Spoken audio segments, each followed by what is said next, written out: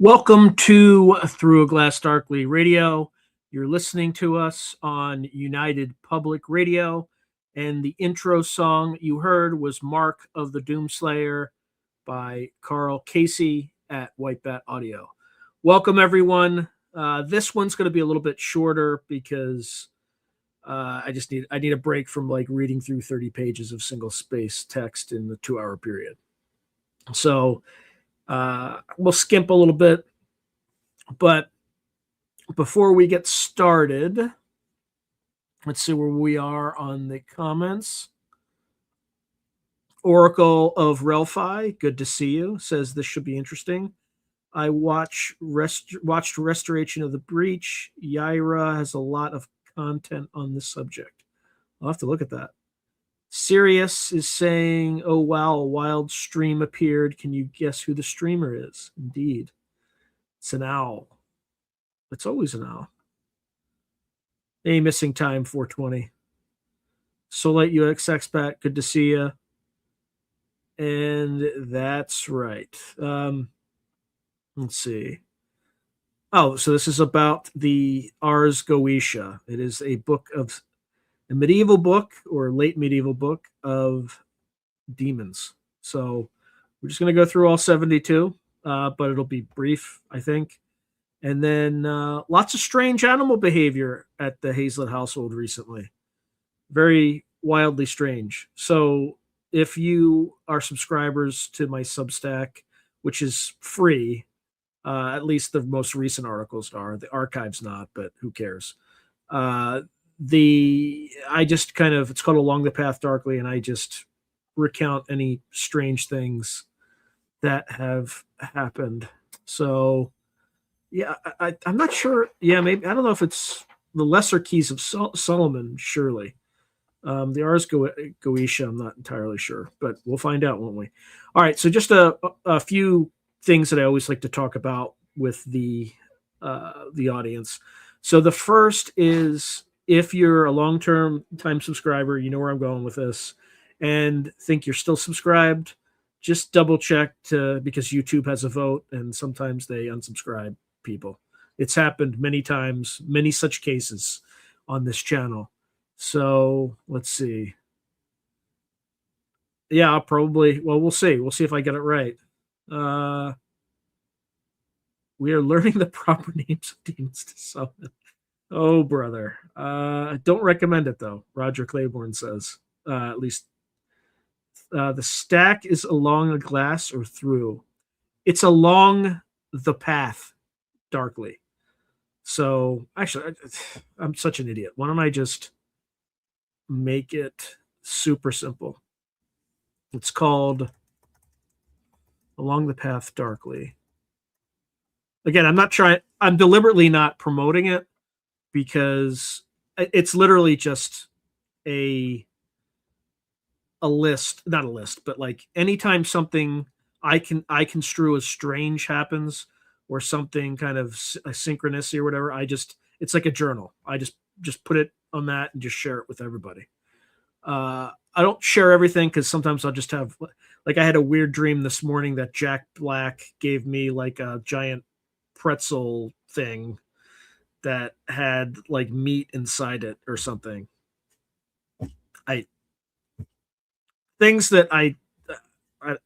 So I have weird dreams like that I don't think are synchronistic or mystical, so I just ignore them. Let's see. Sorry, I'm just trying to catch up. Yes, peculiar things happened on occasion. Today I looked out the window and a orange tabby cat in my yard just trotted by with a rat in her mouth. I don't know why I said her. Maybe it is female. But anyway, cat just trotted by. I'm like, well, that's weird. And then I looked at the time, and it was 3:33. So, just the usual. And then again, I put that out today. What else happened earlier this week? Earlier this week, I looked outside, and a red-tailed hawk immediately landed on a tree, like on the property next door. I was like, oh, that's weird. And then that night, I went outside, pitch black, and I'm walking up my hill, and there's a gray fox. And it sees me, I see it, and then it just kind of runs up the hill to the direction where I'm going, where I burn incense. I go up there, put like the incense match thing down, and I start coming back down the hill, pitch black, and I feel a presence on my left, and I look to my left, and not 3 feet away is the red tail fox. Sorry, is the gray fox looking at me from like and I'm like down slope of it. Like, it's superior tactical position for people who have any military experience. And I just kind of looked up, and eye to eye, it was like looking at another person. It was absolutely bizarre. The gray fox was within 3 feet. So you saw the owl in the countdown, right? And for people who are long-term followers of the channel or watching the channel, like, people know I call that owl Marvin, just because, I don't know, it just feels like a Marvin to me. That owl was literally on my fence, and that was a video that I recorded when I walked up to the owl to record him. So for whatever reason, wildlife gets really close to me. I have no idea why, but that fox was 3 feet away, and I think he was surprised that I could see him. And we kind of stared at each other for a while. I wasn't scared. I don't think he was scared. We just kind of both couldn't believe it.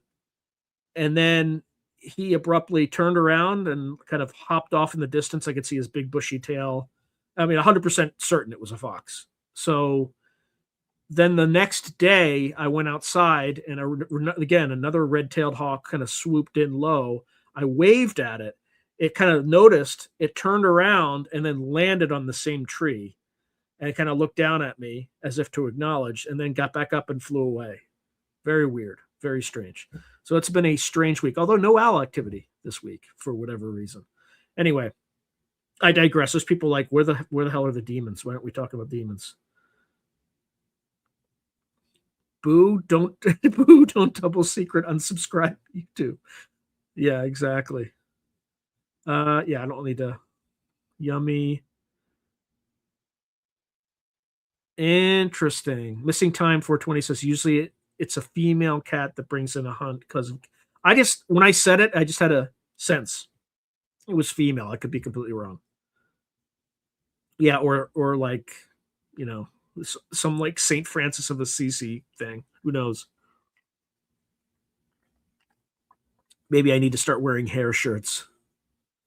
All right. All right, and now we should get started, because people who have never been here before are like, what the F? Like, how come you're not talking about the Ars Goetia? Okay. So I'm going to get there very quickly. So again, the other usual caveat is, on this channel, the only content that I generate that is AI is on this radio show. The reason I do it, I don't have a ton of time. I have to be efficient because I have like 6 jobs. For instance, one of the things I did today is I do interviews for my publisher. Like, I interview authors and stuff like that. So I do that. That's something else that I never talk about. I also am a course facilitator at Stanford's executive education program. I have a full-time day job. I also work for people who follow the future forecasting group. I do a lot. So I also, this channel is about truth, honesty, the American way. So if you're not into that, this is the only content on the channel that I generate with like written content that I generate with AI. Everything else is just, interviews with people, and everything else I kind of do myself. My own professional writing is 0% AI, no AI whatsoever. But this is the only thing. So if you're against that, totally get it. I'm not passing this off as something that I, worked super hard on and slaved on all night. It's just, I do what I got to do. So with that, this caveat, a bunch of new comments came in. So Roger Claiborne said, squirrels used to eat all my peaches before they could grow, until mom brought home a female cat that would chase them up trees, jump from tree to tree until she caught them. Most cats avoid squirrels. Yeah, they kind of do. Thank you, Sally Forthorn. I appreciate you. Okay, Roger Claiborne said, I hope the cat would get all the squirrels when I first laid eyes on her, and she must have gotten the message. Yep. I hope I'm with the white hats. So Woo Rider DG says Sean is with the White Hats. Yeah, thank you. Oracle of Ralph, I said, you are a talented multi-hyphenate. AI rules. The way is the only way. Yep. So Solite US Expat says, have you recorded the show with Dr. Dean Radin yet about his new book? I have the Kindle version. I skimmed through it. I tried Candle Magic to tell and sell them on you, but I have not. I interview him on December 20th, but I am reading his book right now. I think I'm reading the section on spoon bending. So Ars Theurgia Goetia. Lux E Tenebris 33 says, you're probably right. I'm super ignorant on it. I'm about to learn everything you're about to learn tonight. So I don't know. I don't know if AI could be a good leader of any sorts, but who knows? Maybe better than all the clowns that we put up there. But Fast Mama Jamma is saying AI is really good at writing code. AI could be a good president. Okay. All right, Solite US Expert. I love that show with that magician. The AI worked well for that. Yeah, and by the way, like I just use for that one, like I'll use AI all day long to generate images. Like don't get me wrong, like all the like thumbnails and stuff like that is the images are heavy AI. Yeah, everybody does that. But there is a special program called think like Hey Gen or something like that, or Hey You Gen or something. And what it does is it generates avatars that you can feed it audio, and then it'll move the voice. And the reason I used AI to generate the avatar is because Peter J. Carroll doesn't do interviews, and he doesn't like his image portrayed. But by the way, he absolutely loved his avatar. He's just like, this is perfect. So he's like, can I post it on my website and can I put it on a blog? I'm like, yeah, absolutely. So Peter J. Carroll loved it. For people who know who Peter J. Carroll is, he basically invented chaos magic, just so you know, with the help of like Austin Osman Spar, who he's inspired by, and all that good stuff. There's no spoon. I'm rolling with Boner Dice. Good to see you. Always the fantastic name. Okay, so Lux E Tenebris 33 says, I was unaware of the question asked as I just arrived. Excuse me. Oh, no worries. Like this is a good crowd, good positive vibe. And by the way, I apologize to you, Lux, because this is the first time I think I'm seeing you, that I haven't gotten started yet. I'm just trying to get through the comments that are here already. But so Fast Mojo says, I use AI for UFO hunting with a camera. I've seen your Python script. Missing time 420. Yeah, I don't know. Yeah, I don't know how to program in Python. I want to understand it better. Okay. All right. Let's get started. All right. The 72 demons of the Goetia, an overview. The Ars Goetia is the first section of the Lesser Keys of Solomon, a 17th century grimoire, and it is one of the most famous texts in Western occultism. It purports to catalog the 72 spirits that King Solomon, the legendary Old Testament king famed for wisdom, allegedly summoned and bound. These spirits are described not as mindless demons, but as individual intelligences with distinct names, ranks, sigils, appearances, and powers. According to the lore, Solomon used his magical seal, the Seal of Solomon, to command spirits that had been rebellious. Tradition holds that he forced them to build the Temple of Jerusalem and eventually sealed them in a brass vessel to contain them forever. This legend passed through medieval Jewish, Arabic, and Christian occultism, culminating in the Renaissance compilers of the Lesser Key. By the 17th century, ceremonial magicians believed that by following Solomon's methods, invoking divine names, inscribing symbols, and performing the conjurations, they too could compel these spirits to appear and grant knowledge or favors. The Goetia is essentially a grimoire of practical ritual. It lays out the spiritual hierarchy, symbols, and conjurations needed to evoke each spirit. Each demon's entry gives its name, rank, for instance, king, duke, prince, marquis, count, earl, president, knight, the number of legions it commands, and describes, or in a description of its iconography and appearance, and its powers or the functions it performs. Often abilities like teaching sciences, granting love, finding treasure, causing storms, etc. These spirits collectively represent a map of human ambitions and fears, from knowledge and wealth to love, warfare, and even dark secrets. The Ars Goetia serves as both myth and ritual manual. Practitioners saw these entities as agents that could provide hidden wisdom or material benefit if properly summoned and bound by the magician's will. Today, the Ars Goetia is studied as a classic occult text. Occult historians view it as a syncretic cultural artifact, mixing Jewish lore, medieval demonology, and Renaissance magic. Many contemporary practitioners regard Goetic spirits symbolically or psychologically, as aspects of the psyche rather than literal beings. In popular media and fiction, the 72 names often appear as characters or monsters. For example, Paimon became widely known through film and games, though typically with creative license. For instance, the video game Diablo features a demon called Baal, or Baal, loosely based on Baal. In short, the Goetia remains influential. It shaped later grimoires and still fascinates occultists, historians, and artists alike. All right, let's talk a little about demonic hierarchy. The Goetic spirits are organized into an infernal hierarchy that mirrors medieval noble ranks. In the Ars Goetia, there are 9 kings, which are the most powerful, each commanding many legions. There's 23 dukes, which are high-ranking nobles of hell. There's 7 princes, often associated with the planet Jupiter. There are 15 marquises tied to the moon in traditional correspondences.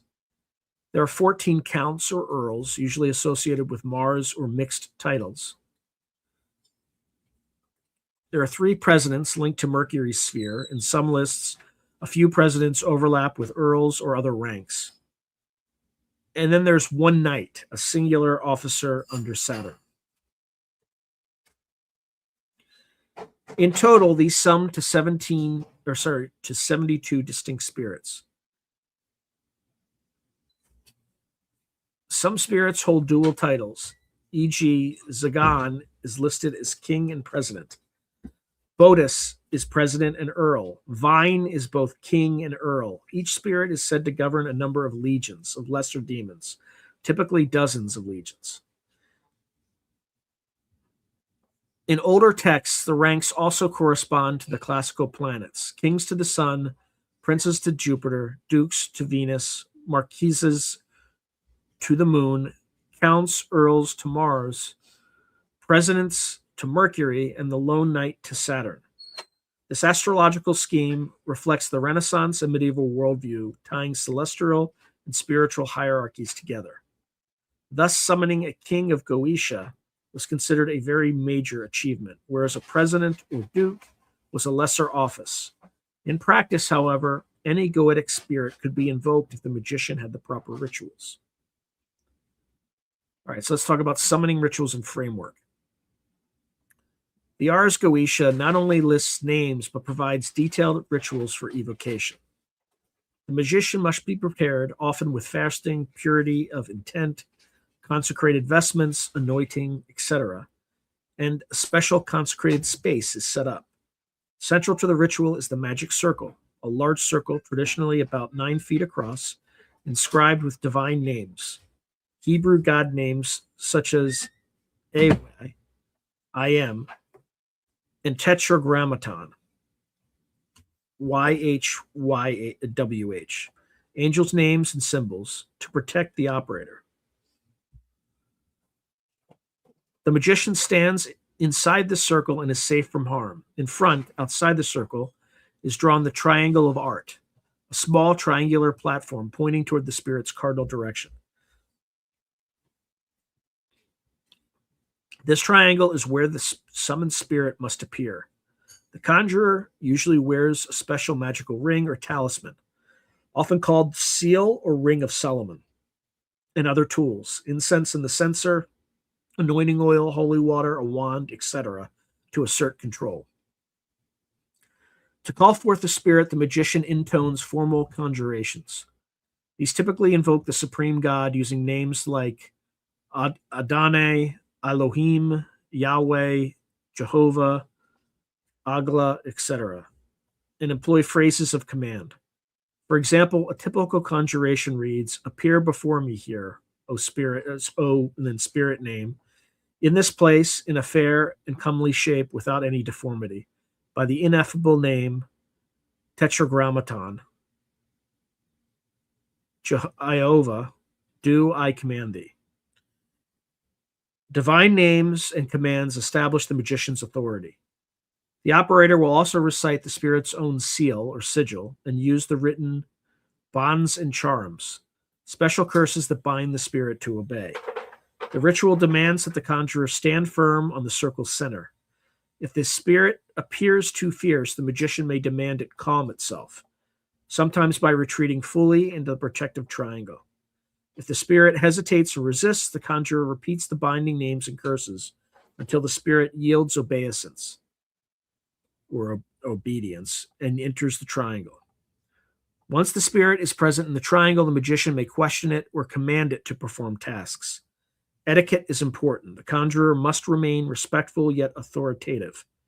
If the spirit fulfills the operator's requests, such as teaching arts, revealing secrets, or granting favors, and the conjurer desires it to depart, the operator recites a license to depart, ending the ritual. If at any point the spirit resists or becomes malicious, the conjurer is instructed to force it back using the greater curse, or again invoking divine authority. Finally, a banishing ritual, often the Malegaton's spirit's chain or a pentagram banishing, is performed to clear any remaining influence. The Ars Goetia thus provides a ceremonial framework, an elaborate circle, triangle, ritual, words, and prayers.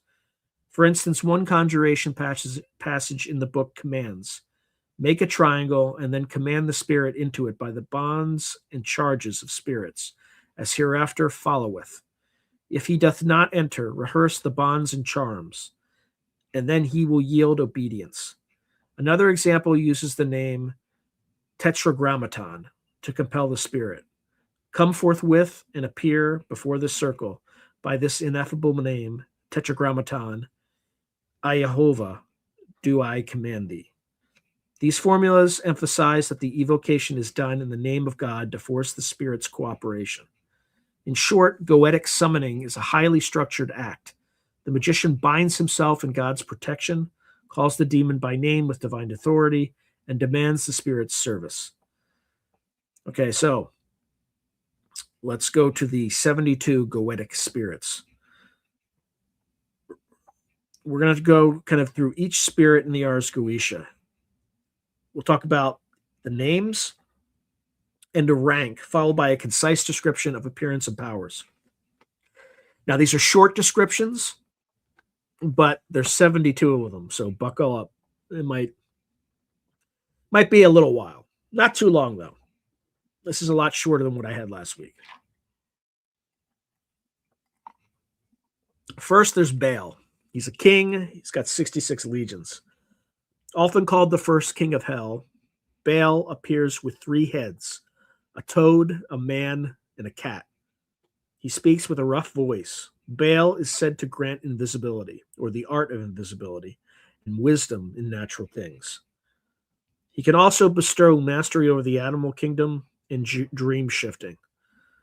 Well, that's weird, given the discussion that we just had. That would be the first entry. Then there's Paimon. He's, again, a king, 200 legions.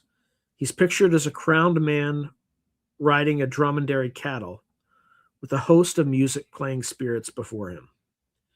He has a very powerful voice and roars upon appearing. Paimon teaches all arts, philosophy, and sciences, and reveals hidden secrets of earth, wind, and water. He grants dignitaries, titles, or offices, and knowledge according to the conjurer's desire. Beleth, king, 85 legions. Beleth is depicted as a terrifiant king. I never heard that word before. Somebody can look that one up. Riding a pale horse with trumpet-playing musicians in attendance. Beleth is known primarily as a love spell demon. He brings intense passion or love between a man and woman. The conjurer must confront him calmly, often with a magical triangle as instructed, to gain his favor. Beleth can command love until the desire is fulfilled. Porsan, king, 22 legions. Appears as a man with the head of a lion, riding upon a bear, and holding a trumpet and a serpent. Porsan knows all hidden things. He can tell past, present, and future, both secret, earthly, and divine matters. He answers questions truthfully. Porsan finds hidden treasures and familiars. He may reveal lost riches and the secrets of the world. Asmodee, often also known as Asmodeus, king, 72 legions. Has 3 heads, bull, man, and ram, on one body with a serpent tail, webbed feet, and flame-spewing mouth. Asmodee teaches the arts of arithmetic, geometry, astronomy, and all handicrafts. He gives the conjurer a ring of virtues, sometimes understood as special magical items, true answers to questions, and can show treasure locations. He also strengthens the supplicant's inner will or strength, useful for initiation rites. Then there's Vine, king, 36 legions. Vine appears as a great lion riding a black horse, holding a poisonous serpent. Vine can discover hidden things. He reveals witches, wizards, hidden things past and future. He can also build towers or cause great storms, turbulent winds and rough waters, and overthrow obstacles. Balaam, king, 40 legions, shown with 3 heads as well, first of a bull, second of a man, third of a ram, with a serpent's tail and flaming eyes. He rides a fierce bear while carrying a goshawk. Balaam answers truthfully on all matters of past, present, and future, even mystical creation secrets. He is also said to endow people with wit or cunning. Zagan, king and president, 33 legions, appears as a bull with the wings of a griffin. Zagan can transform things. For example, he changes wine into water or vice versa, and even blood into wine in some accounts. He bestows wit and wisdom, making people clever. As king and also listed as president, he can bring simple meaning to initiatory work and help the magician understand hidden concepts. Belial, king, 50 legions. Belial appears as a handsome angel riding in a chariot of fire. Belial is called the Lord of the Earth. He grants favors, power, offices, and senatorships, or high ranks. He is adept at political and worldly influence, bestowing honor and status. Belial causes friends and foes alike to favor the conjurer.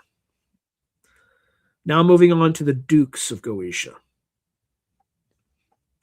Agares, duke, 31 legions, appears as an old man riding on a crocodile with a hawk on his fist.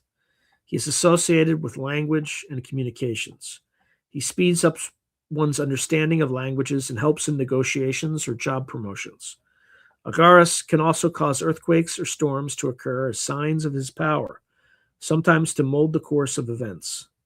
However, if disrespected, he may harm the offender. Valifor, duke, 10 legions, usually depicted as a lion with the head of a donkey. Valifor is known as a somewhat vampiric spirit associated with the night and instinctual power. He initiates the magician into dream or astral states and can protect the bedroom while the magician sleeps, warding off intruders or psychic attacks.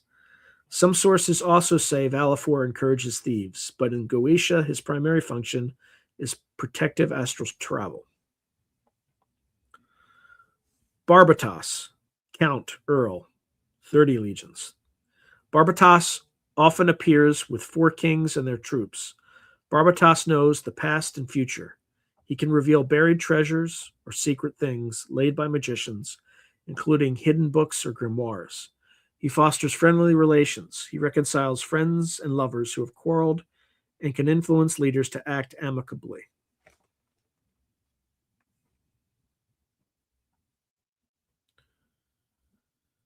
Gushan, Duke, 40 legions, appears as a strange creature with a blue head, Xenopilus head. Gujian is the demon of divination and understanding. He tells the conjurer everything, events that have passed, what is happening now, and what will come to pass. He resolves doubts and shows the meaning of confusing matters. Gujian also grants honors and dignities to people. Elagos, Duke, 60 legions, depicted as a handsome knight carrying a lance, ensign or flag, and a snake. Elagos discovers hidden or secret things, especially those related to war and battles. He knows the outcomes of conflicts and the fates of armies. In addition, he can cause people to fall in love with one another. He is invoked for help in strategic matters, conflicts, or romantic schemes. Zapar, Duke, 26 legions, appears as a soldier in red armor. Zapar is a love demon who makes a person irresistible to the opposite sex. He causes women to fall passionately in love with men, though he is also infamous for causing sterility in women. In short, Zapar's powers are centered on attraction and desire, useful for matters of love and relationships. Bathine, Duke, 30 legions. By the way, I don't know if I'm pronouncing any of these right, so I'm kind of freestyling on that. Appears as a strong, muscular man with the tail of a serpent, riding a pale horse or sometimes donkey. Bathine teaches the virtues of herbs and precious stones. He's a nature spirit who knows the healing and magical properties of plants and minerals. He also grants power of astral travel. He can cause the magician to instantly travel through space or visit distant lands in spirit form. Salos, Duke, 30 legions, appears as a handsome, gallant soldier riding a crocodile, wearing a ducal crown. Salos causes love and lust between men and women and men. He is often invoked to attract affection or to reconcile romantic differences. Essentially, Salos works in the realm of emotions and marriage, fostering passion and unity. And then there's Murmur, Duke, 30 legions.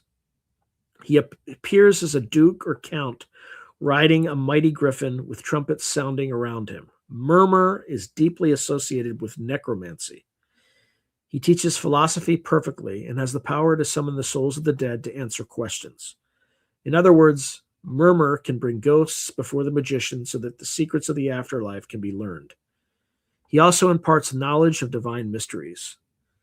Vapar, Duke, 29 legions, noted as she by some sources, but treated as male by others. Vapar appears as a mermaid or a crowned woman with a tail. He or she governs the waters.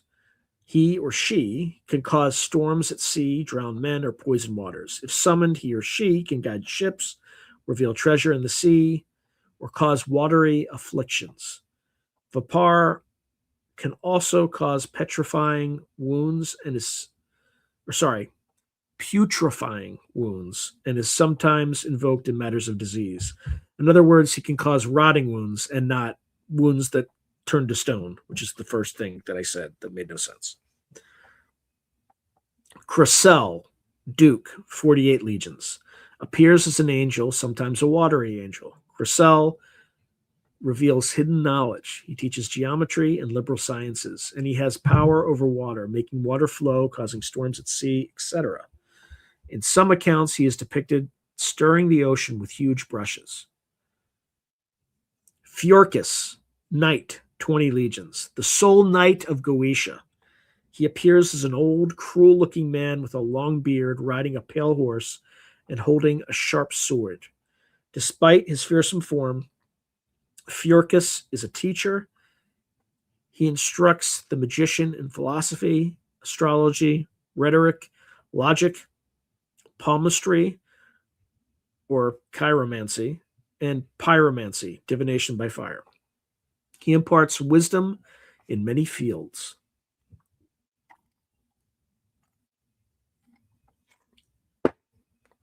Now we move on to the princes of the Goetia.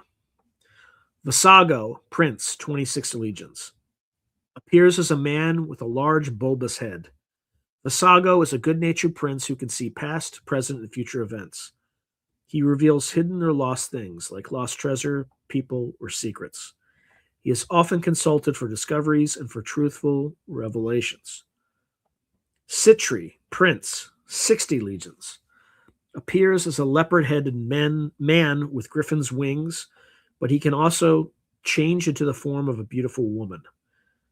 Citri inflames lust and desire. He causes men to fall madly in love with women and vice versa. His power is to reveal secret passions and to kindle romance or illicit love affairs. Ipas, prince, 36 legions, appears as an angel with the head of a lion, goose feet, and a hare's tail. Ipas knows all things that have passed and will come to pass. He grants wit, boldness, and courage to humans. This makes him useful for enhancing confidence and self-reliance in the conjurer. Astaroth. This is basically when you hear the Ashtar command.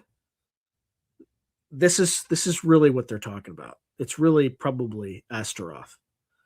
So Astaroth, prince, 40 legions, appears as a male figure riding upon an infernal dragon with pale skin and eyes like black pits.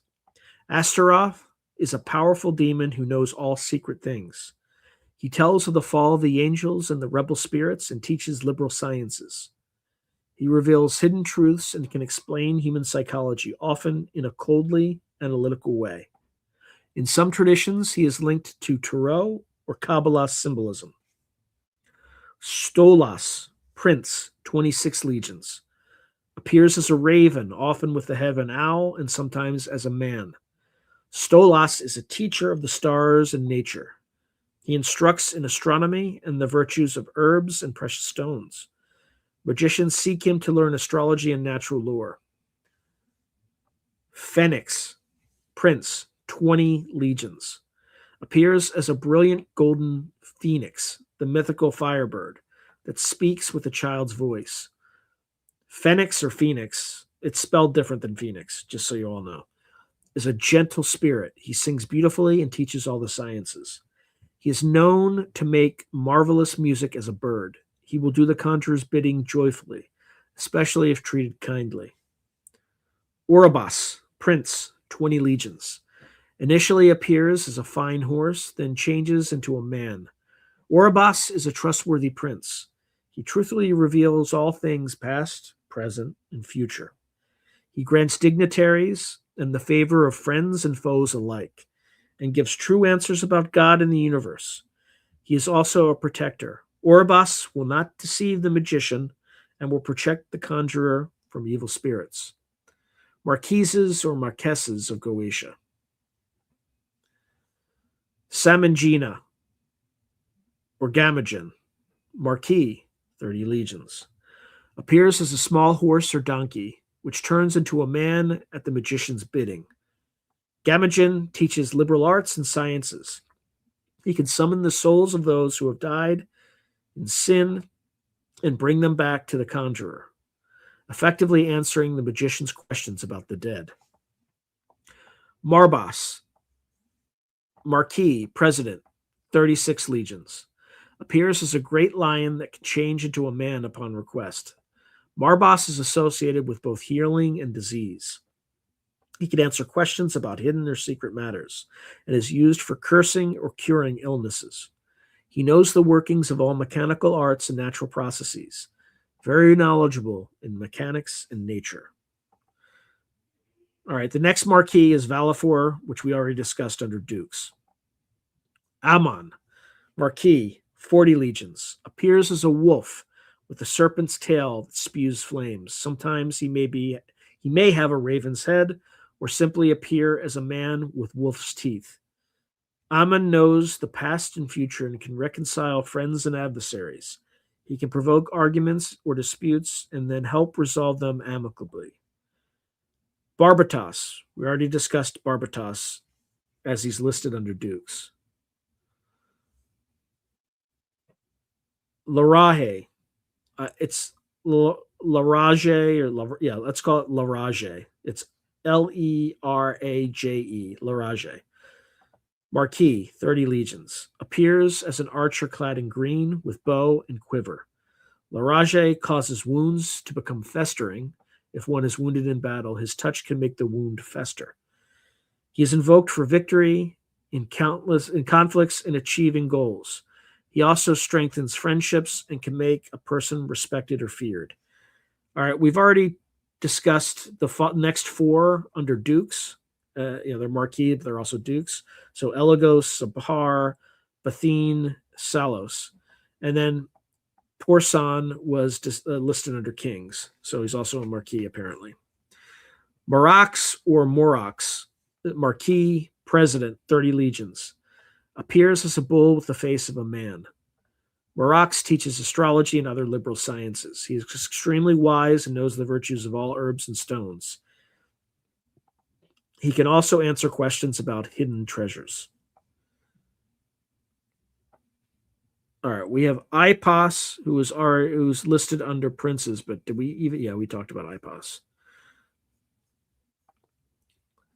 And then there's Im or Habarim, a marquis and duke with 26 legions.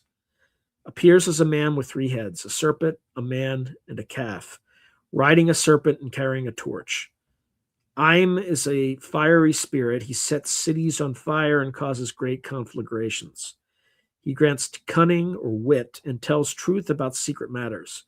Magicians invoke him for knowledge of private things and to cause incendiary events. Nabirius, marquis, 19 legions. Appears as a black crane fluttering around the conjurer, speaking hoarsely. Nabirius restores lost honors and dignities. He teaches arts and sciences, especially rhetoric and public speaking.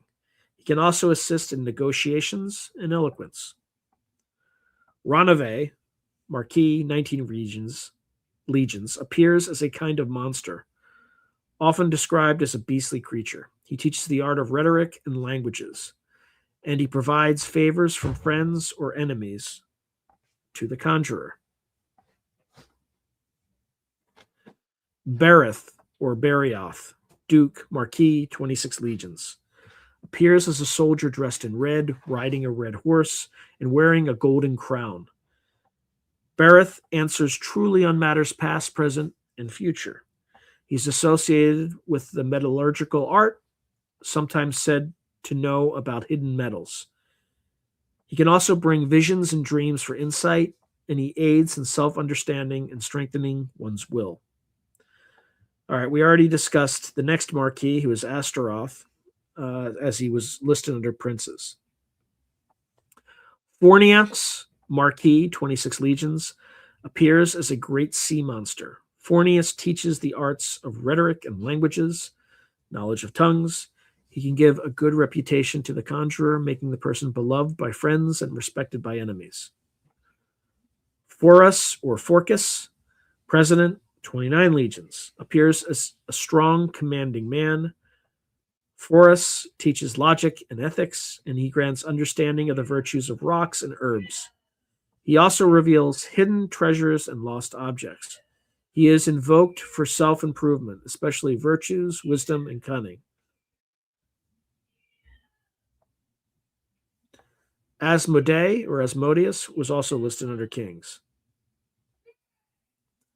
Gap is a prince with 66 legions. Appears standing before 4 kings. Gap teaches philosophy and liberal sciences. He has the power to incite love or hatred between people and can consecrate things with magical rituals. Gap answers truly on any subject, past, present, or future. Forfer Marquis, Earl, 26 legions. Appears as a stag or deer with a fiery tail. Furfur causes love and passion between a man and woman. He raises storms, thunder, and lightning at sea, and answers questions truthfully about secret and divine matters if compelled. However, he can also be unpredictable or destructive if not handled properly. Marchosius, Marquis, 30 legions. Appears as a winged wolf or ox with griffin's wings, serpent's tail, and emitting fire. Later, he may assume human form. Marchosias teaches initiatory matters like astral projection, shape-shifting, lycanthropy, basically, and combat skills. He helps in overcoming obstacles, fights, and personal courage. The next two were covered under princes, and that's Stolas and Phoenix. What do you want to call that?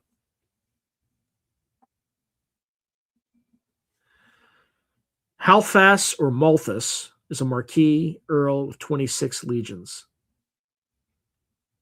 Appears as a stock dove with a hoarse voice. Halfas builds and fortifies towers, castles, and defenses around the magician, filling them with armed spirits. He essentially provides protective strongholds. He is also known to provide weapons and soldiers in vision for battle preparations.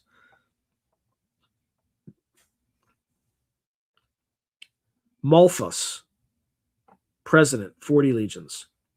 Appears as a crow, then changes into a man, speaking in a harsh voice. Malthus builds houses and large structures for the conjurer, gathers knowledge of enemies, intentions, and actions. He can reveal conspiracies and plans.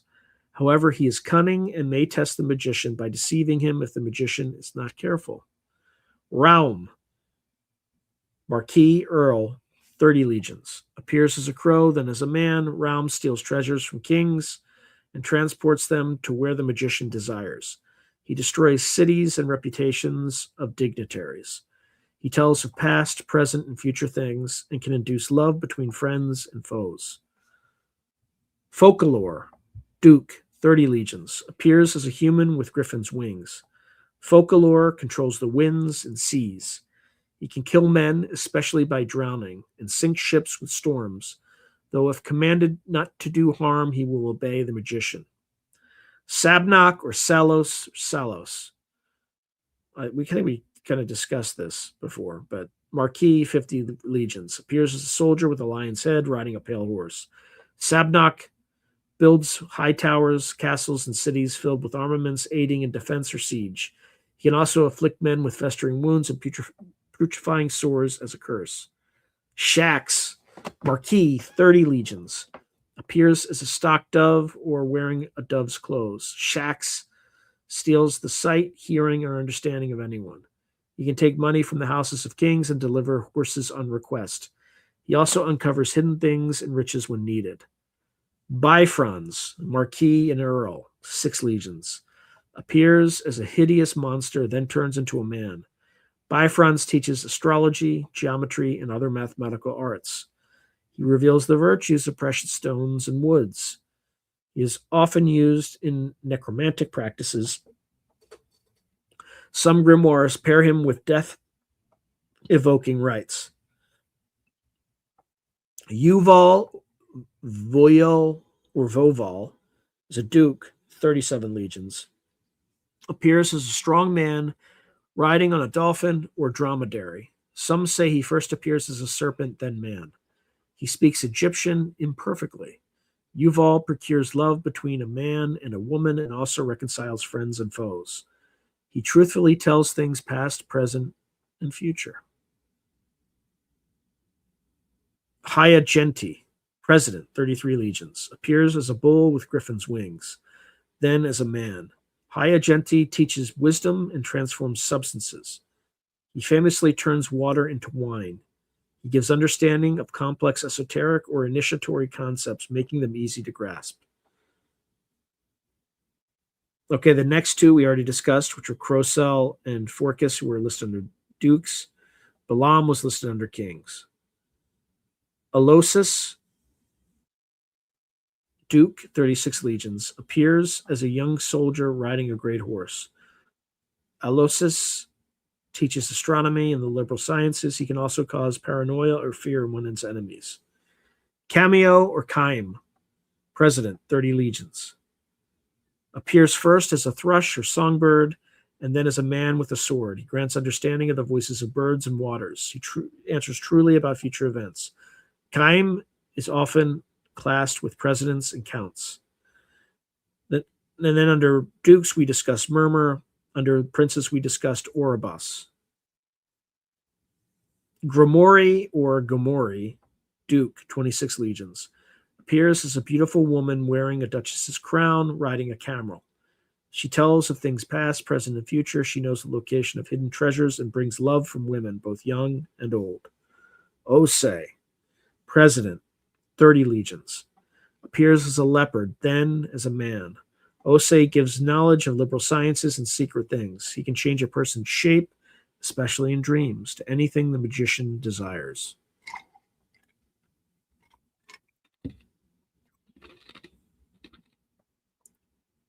Amy or Avnus, president, 36 legions. Appears as a fire or pillar of flame, then as a man. Amy teaches astrology and all the liberal sciences. He finds things hidden by spirits, hidden documents or items. Orius or Oryx, Marquis, 30 legions. Appears with the face of a lion riding a splendid horse with serpent's tail, holding 2 large serpents. He teaches the virtue of the stars, astrology, how to identify planetary influences, mansions of the planets, and knowledge of dignitaries and prelacies, which are political honors. I guess like prelates. Vapula or Nafula, duke, 36 legions. Appears as a lion with griffin's wings. Vapula's office is to teach philosophy, mechanics, and craftsmanship. He makes men knowledgeable in handicrafts, arts, and sciences. We discussed Zagan, again under kings. Then there's Volak or Volak, president, 38 legions. Appears as a small boy with angel's wings, riding a 2-headed dragon. He answers questions about hidden treasures and serpents. Some say he points out where serpent-related things are hidden. He can also bring treasure to the conjurer easily. Andros, Marquis, 30 legions. Appears as an angel or man with the head of a raven or owl, riding a winged wolf, and wearing a bloody sword or wielding a bloody sword. He defends the conjurer's enemies or causes discord. He sows discord and slaughter in battle. He also teaches bestial knowledge like instincts or shape-shifting. Hyacinthe, we discussed above.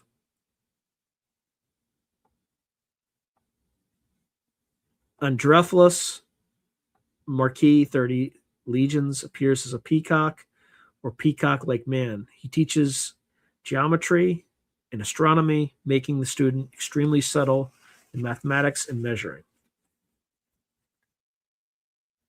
Samais or Samajas,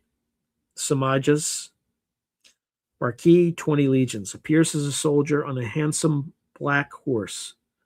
He rules the spirits of Africa. Samais teaches grammar, logic, and rhetoric perfectly. He also reveals lost or hidden treasure. Amdusius, duke, 29 legions, appears as a unicorn with a shining horn, then as a man. Music follows him, instruments play by themselves. He causes the boughs of trees to bend and inclines the spirits of nature. He can produce natural music and connect the magician with the spirits of nature. Belial, we already discussed him under kings. Dakarabia, Marquis, 30 legions. Appears as a pentagram, shining star, then as a man. He teaches the virtues of birds and precious stones. Dakarabia can make all kinds of birds fly in orderly flock around the magician, singing and drinking as if natural. Seer, prince, 26 legions. Appears as a beautiful man riding a winged horse. Seer brings abundance and wealth. He carries anything the magician wishes at incredible speed. He provides truthful information about thefts, hidden treasures, and every kind of theft. He is good natured and willing to serve the conjurer's desires. Dantalion, Duke, 36 legions. Appears as a man with many hundreds of faces, both male and female, holding a book. Dantalion teaches all arts and sciences perfectly. He knows the thoughts and secrets of every person. He can change minds and influence emotions. He can also cause visions to induce love or ideas in someone's heart. Andromalius, Marquis Earl, 36 legions. Appears as a man holding a large serpent in his hand. He returns stolen goods or apprehends thieves at the conjurer's command. He discovers all wickedness and underhanded dealings, punishes evildoers, and reveals hidden treasures. In short, he enforces honesty and justice by exposing and punishing criminals. Each of the above entries is drawn from the descriptions in the Ars Goetia. The powers are often broad, such as teaching, revealing secrets, bestowing wealth or love, etc. And the iconography is specific: animal heads, combinations of creatures, regal attire. These descriptions match the traditional grimoires and the Mathers Crowley Goetia. Now let's talk about some modern interpretations and cultural appearances. Today, the Goetic demons appear in various ways beyond ceremonial magic. Occult scholars often interpret the Goetia psychologically. Each demon represents an archetype or facet of the human mind. For example, Aleister Crowley suggested that evoking Goetic spirits might mean invoking parts of one's own subconscious. Contemporary practitioners in traditions like Thelema or chaos magic may work with these spirits as if they were symbolic entities or psychological forces rather than literal devils. Some modern writers view the Ars Goetia as a window into Renaissance magical thinking rather than a factual demon inventory. In popular culture, Goetic names have been used in countless fantasy and horror contexts. Many video games, novels, and films borrow Goetic names or concepts. For example, the demon Paimon, a Goetic king, was featured in the horror movie Hereditary in 2018 as a powerful spirit. In the Diablo video game series, one of the prime evils is named Baal, akin to Baal, king of Goetia. The Shin Megami Tensei and Persona games include many Goetic demons' names as characters or summons. Tabletop role-playing games and card games like Magic the Gathering sometimes reference Goetic lore. Even modern occult music and fiction often reference these spirits. However, these popular uses are usually fictional or loose adaptations. The grimoires themselves are rarely cited in detail outside occult circles. Instead, Goetic names serve as evocative symbols: kings and dukes of hell in horror stories, or powerful card-battling demons in games. While some practitioners still attempt the traditional evocations, many others engage with the Goetia conceptually or artistically, treating the 72 spirits as a source of mythology, symbolism, or personal insight. In this way, the Ars Goetia's legend or legacy endures, even as its literal practice has become uncommon.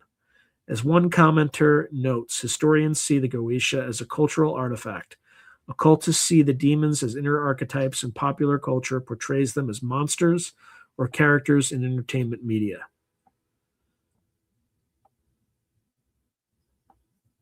And that's all there is, folks. I told you it was short because I cannot do another 2 straight hours of just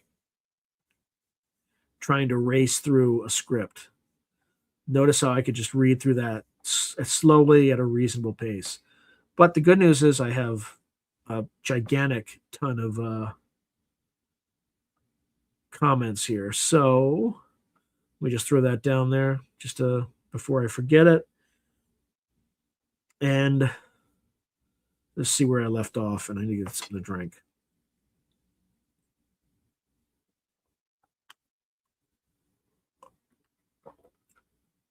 Okay. And then I never say this. Usually someone from the audience prompts me to say it, but don't forget to like and subscribe if you're still listening to this. Appreciate you and all that good stuff. All right. So Oracle of Relphi said, that is so huge, the fact that you designed an image Peter J. Carroll has chosen to use for himself. Well, I kind of had designed it, and then I asked him, like, what if I were to design something, what would he prefer? And he said, oh, something like Gandalf, the wizard. And I'm like, how's this look? And I showed it to him, and he's just like, oh, it's great. And then I sent him the episode, and he just loved it. So I'm super, super happy about that. Yeah, where is Gray Owl? Yeah, he's late. He's late again. Okay, so Fast Mama Jama says, I never stopped working on UFO hunting with AI. It's kind of crazy. Okay, so Woo Riders DG said, Sean, I took a random photo the other day of a military cargo plane here in Northeast Florida. And in the photo, in the trees, when you zoom in, you can see a classic gray alien face, clear as day. Holy crap. Can you, like, email me that, and can I share it on this site? Just let me know. Just let me know what if you want to do that, just let me know in the comments, and I can put my email down there.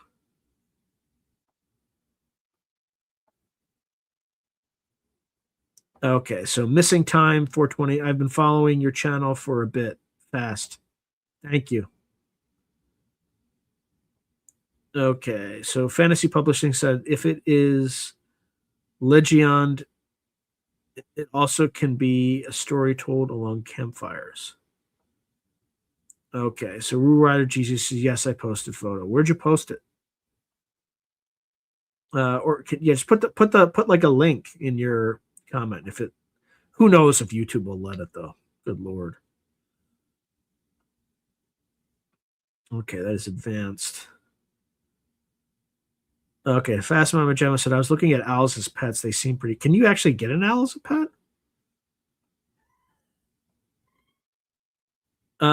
Lux E Tenebrious or Tenebrous 33. It says, anyone else here have experience with the Goetia? No, but do tell. Please do tell. And by the way, if you want a link, if you have a pretty compelling story, and want to tell it, I'll just let me know. Well, I'm trying to think how I would. Yeah, just put your email address in the comments, and I'll send you a link, and you can come on and tell the story. But definitely be interested to hear any experiences people have had. So Missing Time 420 says, I want to summon a falcon to my arm. Definitely awesome.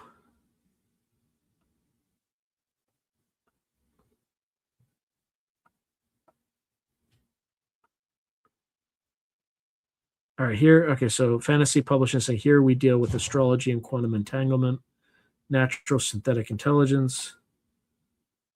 Okay, so Lux is saying, my mentor has been given plaques from an order about HID.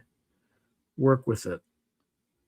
Say more. I mean, it sounds fascinating. Well, you have to understand energy can use atoms to create objects. 100%. That's the double slit experiment, sort of. And those can create manifestations. Okay, Oracle of Relphi. Whoa, this is telling you exactly how to do the conjuring. By you reciting it is, oh God, don't say that, please. It is now activated. Please don't say that, because I am not protected. All right, so Lux is saying, some say the spirits, demons are aspects of the mind. Others claim they literally exist, perhaps as thought forms or beings in actuality of another realm that interpenetrates this one. Interesting. Very interesting. Roger Claiborne is saying, I got a Seal of Solomon pendant with all the protective glyphs scribed on it. Got it from a thrift store bag of jewelry. Interesting. Fantasy Publishing is saying, just as having an old building, then creating a story that is attached to the building or an object in the building can create a focal point for one's energetic focus. like a specific crystal or witch's eye. Lux E. Tenebris is saying it should be taught by an initiate of ritual. The book is enough. Always close what you open. Okay, so the unseen Steve McQueen is saying no binding. So Mark Fry is saying see UFO Chronicles podcast episode 252 is a story from 1993. What topic? Same topic, Mark Fry? Yep, we got for Phoenix and Rom. You have to align the triangle correctly, same as any. Phoenix Publishing saying. Geometric ritual that ties into quantum entanglement with natural synthetic intelligence. Symbol and geometry can be as keys, Lux says. Understand that conjuring depends upon the belief and the description of the entity. That's for sure. I'm reading Dr. Dean Radin's book called The Science of Magic, and belief is like the first component that he talks about. So the unseen Steve McQueen is saying oxymoronic. Not in a good way either. Lux says glyphs of ancient origin. And what do you expect from human imaginations? These demon lists are like K-pop wikis. Okay. All right. Like the Chaos Magician from previous shows said, you can create your own rituals and symbols. It's your subconscious that brings it forth, Roger Claiborne says. Fantasy Publishing says these are also included in Christian Bible and the story of Jesus. This is why they're considered embellished, created via humans. Some of them are just deities that have been renamed, maybe all of them, Sirius says. Now Roger is correct, Fantasy Publishing says. All of these forms are allegoric. Okay, so Oracle of Relphi says tetragrammaton is an equilateral triangle made up of tetrates, or tetractes. It is one circle on the first row, monad, 2 on the second, duality, 3 on the third, harmony, and 4 on the fourth, manifestation. Fantasy Publishing says each demon has a form that has bigger meanings. Tim Beck says Dr. Steven Skinner knows some interesting experiences. Yeah, I've reached out to him, but he hasn't responded.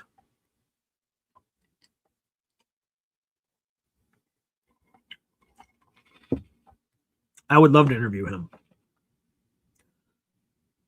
The unseen Steve McQueen says forms don't exist. Plato was the OG troll. Fantasy Publishing says, well, it is like the Tesseract. Try to align it to north, south, east, and west. Okay, the unseen Steve McQueen says they had to make useless rabbit holes out of something before the internet. Fantasy Publishing says, actually, no Tesseract is also a quantum construct. Tim Beck says, perhaps forms are existential internal projections from within to better understand complexity. External phenomena is the result, ? Fantasy Publishing says, now, do we actually believe in these stories as part of actual allegory to extraterrestrial contact possible? Cryptids. Sirius says Astarte, maybe Astaroth, I don't know. Tim Beck says metaphors and allegory as a means, art. Roger Claiborne says, as a lark, I announced to my sister and brother-in-law who lived with me that I was going to believe in UFOs and try to manifest them. That night, a bright light and humming was over our house. That's weird. Roger Claiborne says, by the time we got outside to look, it was gone, but neighbor from down the street ran up excitingly claiming it was a UFO. Flying saucer, to be exact. Coincidence? Yeah, probably not. Oracle of Relphi is saying voices and other sound waves can travel through bone conduction. Okay, so Roger Claiborne is saying after that they were seeing UFOs all over Gulf Breeze. Holy shit. Gulf Breeze, Florida, and we even made the news. Rumor was one was recovered, crashed in shrimper net, and a Navy ship came in at that time and supposedly retrieved it. Tim Beck says sound frequency, in my limited understanding, is all. Roger Claiborne is saying, I mean, shrimper got a crashed one caught in its shrimping nets. Tim Beck says daemons as muses and asuras as divas, as Asgard as egregores. Okay. Sirius says now we do tarot. Ten of Cups, Queen of Cups, and Three of Swords. Roger Claiborne says, yep, underwater metal detectors using bone conducting headphones underwater. So a beam of something vibrating ear bone should make you hear voices, Oracle. Okay, Oracle of Relphi says we have beams going every which way forevermore. A Flubber Lane. Okay, Tim Beck is saying Siemens Company has some of that tech, not good. W-band wireless body area network. Roger Claiborne says XP Deus 2 metal detector sells them with their diving units. They work great. Tim Beck says intention and application, like all things RUG. Mark Fry says I pulled an owl out of a car radiator and it sunk its claws in deep in my fingers. Yeah, those claws are not like, have you ever seen a great horned owl's claws? And I would claw, I mean, they're talons. I mean, they're scary. So Nixie is saying, so Sean, have you practiced divination, invocations, been abducted, had missing time, or an intense experience with the phenomenon? If so, do you think what do you think it is? I've never had any conscious memory of anything like that. Everything that happens to me involves one of three phenomena: strange animal behavior, precognition, and synchronicities. So at the very beginning of this broadcast, I talked about like today, just seeing a orange tabby cat with a rat in its mouth. Like when I looked outside, it just kind of plodded by, or what's the word for it? Sauntered by, not sauntered, trotted by. And the instant I looked at the time, it was 3:33. So things like that happen all the time. I talked about the gray fox experience I had, where there was a gray fox like looking me in the eyes 3 feet from me.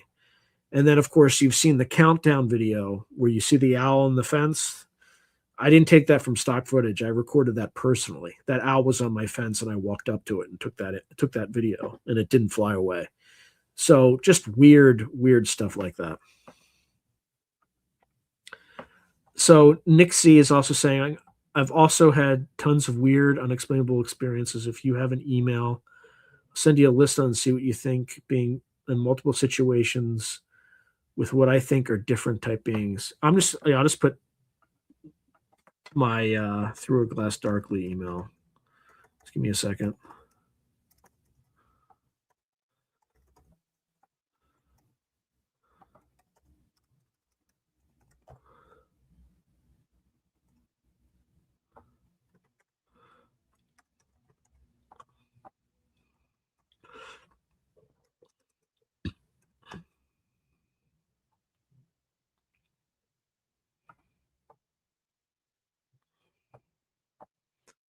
Hold on.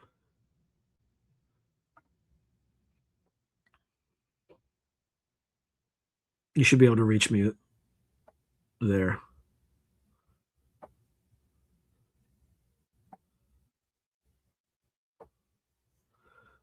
Okay. And it's a lot of dreams and visions and stuff, etc. Okay, so Nick C is saying belief and intent are so important for sure. What books are you reading? I missed that. I have so many. I'm looking like beyond my screen. So the teachings of Don Juan, a Yankee or a Yaqui way of knowledge. That's Carlos Castaneda. I mean, I'm like like not even close to halfway through it. The Science of Magic by Dean Radin. I'm like halfway through Liber Null and Psychonaut from Peter J. Carroll. The Book of the Sacred Magic of Abramelin, the Mage. I barely started that. I'm like mostly through the first book of Sinister Forces. I'm also reading The Secret Doctrine by H.P. Blavatsky. Where else? I'm almost completely done Penetration. I'm just like reading the appendices, basically. The Complete Secret Cipher of the Euphonauts by Alan Greenfield. Sorry, I don't know. Like I read all these books and like I can't move that. Let's see. Yeah, that's most of them. That's most of them. And then I just bought a bunch of new ones. So which I haven't even started. I have so many books and so little time. So I got this just recently, the Necronomicon, which has a really weird story. It's written by Peter Levenda, basically, but they found it, and I don't know if I forget the story. It's a really strange story. And then maybe I shouldn't, but I interviewed Adam Butler. I have his DMT field guide. Hopefully that doesn't get this thing like demonetized because I just mentioned it. And then I have Mark Stavish's Egregores. I just haven't had a chance. I literally just got it. So, and I have a bunch of other random books that I have not had a chance to read. Sorry for the. Okay, just going through this. Okay, so Roger Claiborne is saying raptor talons are sharper than razors. I rescued a red-tailed hawk once, and its talons pierced to my arm bone like they were butter. Yikes. So Solite US Expat is, if it isn't too outrageously high, it might be a very great investment to boost your subscribers by having Dan Aykroyd on your show. If you send me his contact information, I'll take a shot. But you know how those guys are. They have like, agents, and the agents are like, oh, you got to deal with a bunch of Hollywood people who are just, it's not worth it. It's like you lose a tiny bit of your soul every time you interact with them.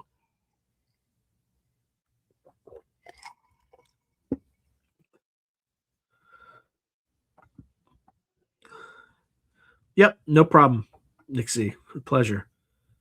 You just showed it in here? Are you talking about Dan Aykroyd's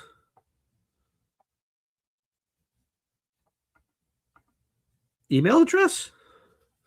I did not see it. I will send him an email. I don't care. I don't think he'll respond, but I got nothing to lose. Yeah, it didn't show up. Why is it not showing?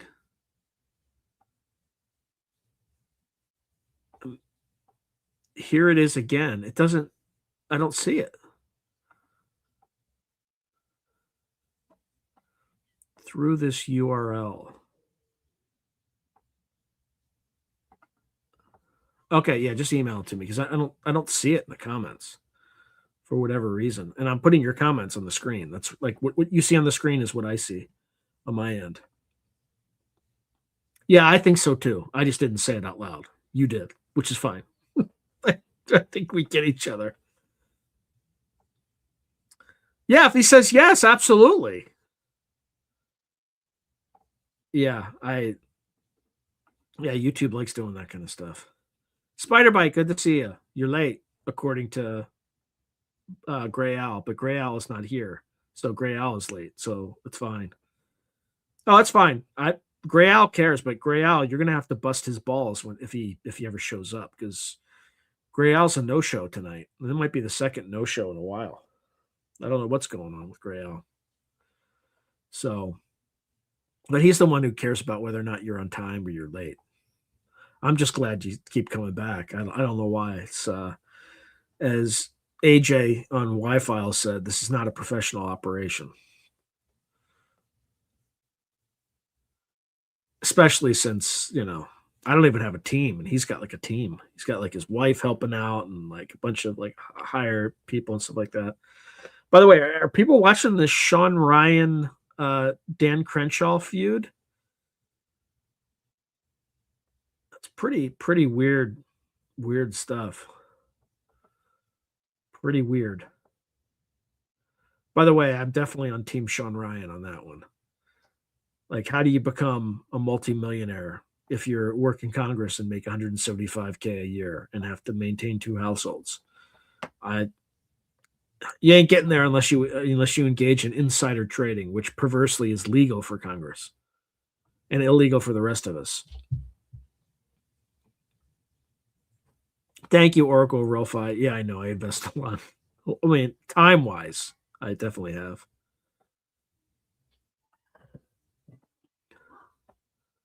There's an FAQ on that page. Interesting. Okay. CIA. Chris Miner. Yeah, could be. I don't think Sean Ryan works directly for the CIA, but I think he may. I don't know. Who knows? He may have had an algorithmic boost because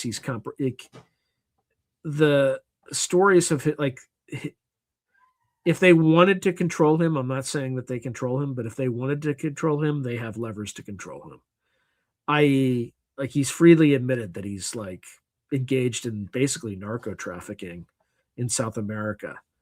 And if the US government wanted to, I'm sure they have all sorts of dirt on him and could put him in prison at any time if they wanted. Um, and that's what would give them a lever. I do believe him though when he says that he wants the truth and he wants to do the right thing.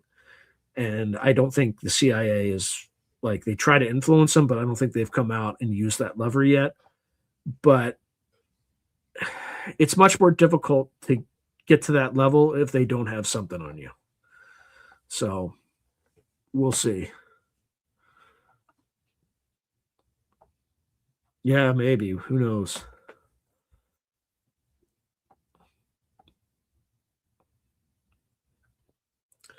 Oh, I mean, like he actually charges people to appear. I mean, that's like, yeah, you don't pay people to, like, that's just not. Oh, I see. So Tim Beck says, I suspect it's kayfabe drama myself. Legitimate beefs, but dollars, grift, simulacra. Maybe. Yes, Chris Miner official. I think you hit the nail on the head. There's probably influence that he wouldn't really even know is occurring. Yeah, I think that's how 100%. So like I don't think he is like wittingly working for the CIA. I believe he's an honest, sincere person, but I think he's maybe they probably surround him with people who are. Huh. So Mark Fry is saying, listen to UFO Chronicles podcast episode 252. It is about speaking in dream states and telepathy and stuff. Okay, I'll have to check it out. Yep. Tim Beck says we all want the truth, bro. Okay, so Roger Claiborne said you missed all the useful info on how to summon demons in their proper names. Spider Bite, don't be late for class again. Yeah. By the way, don't do any of this stuff at home. Just please don't. I don't want to have that on my conscience. Um, just do the right thing. Always operate on the side of truth. Be loyal to your friends and family, and try to do unto others as you'd have them do unto you. Right, the golden rule.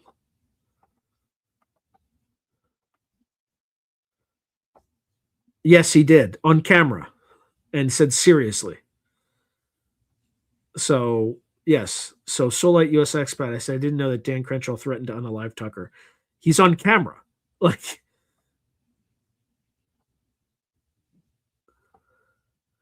all right. So Tim Beck says everything is compentalized. Dude. have a code. That's right. Spider Bite. Your apology is accepted, Spider Bite. Yeah, I mean, like, yeah, a sitting congressman said that. Like, I mean, that's treading on dangerous ground. So he has a history of threatening people.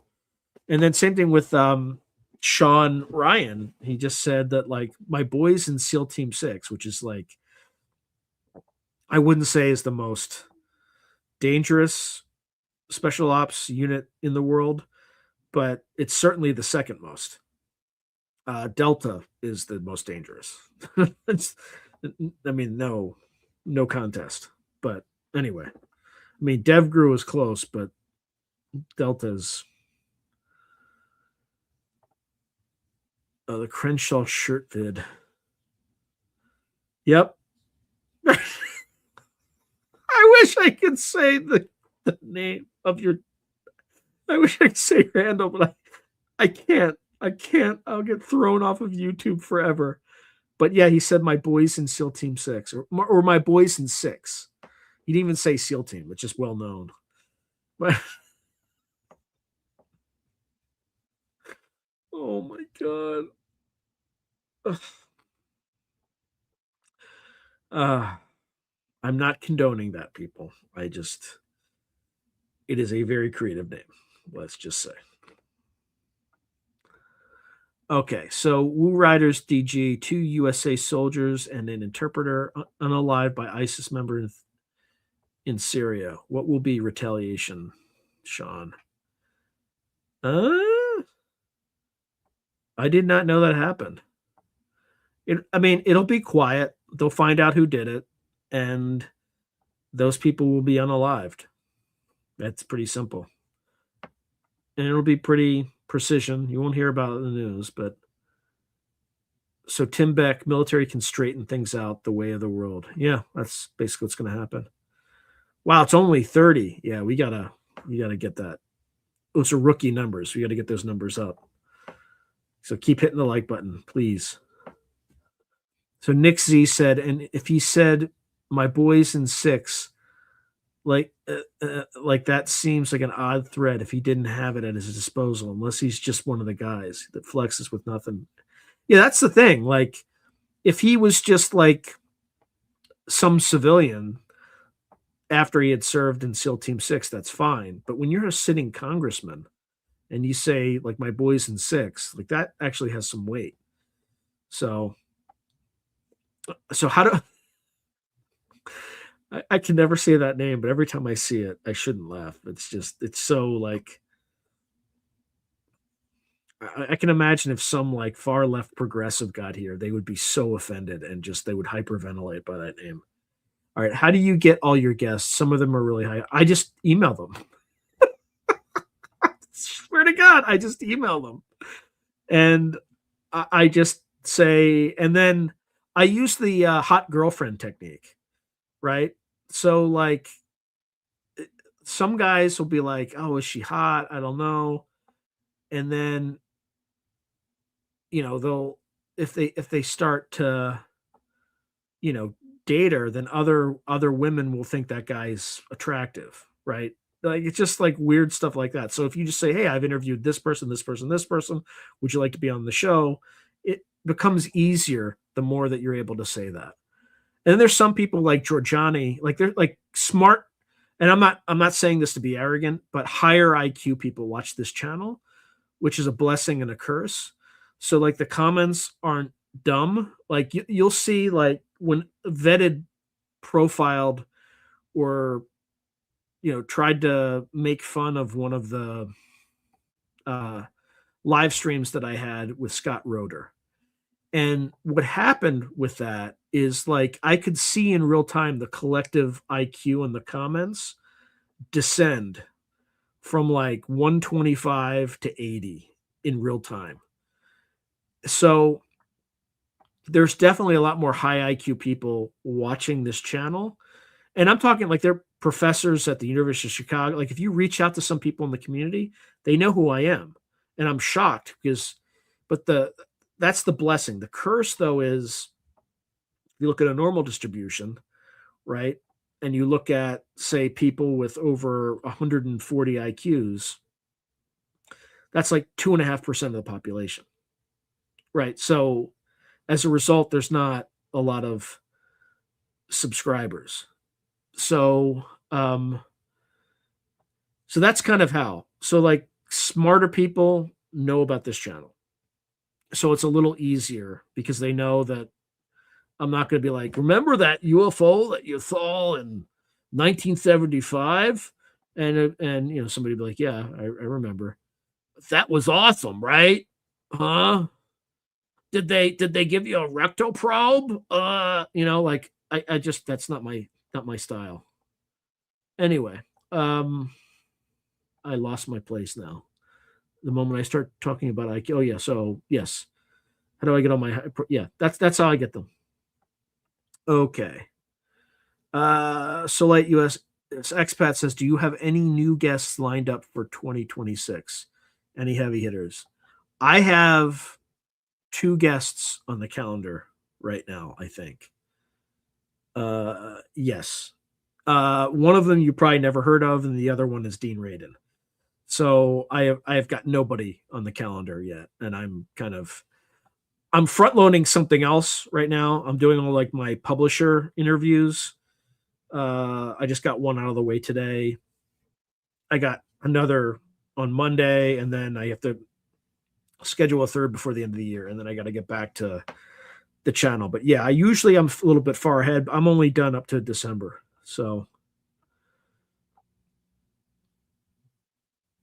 okay, so Tim Beck is saying hard time believing YouTube confab though. What do you mean by confab? I'm not challenging it. I just don't know what you mean. I'm curious. Tested 136. Nice. See, there's an example. McDr. Glock. Right? That's very close to genius IQ right there. And that's just like one data point.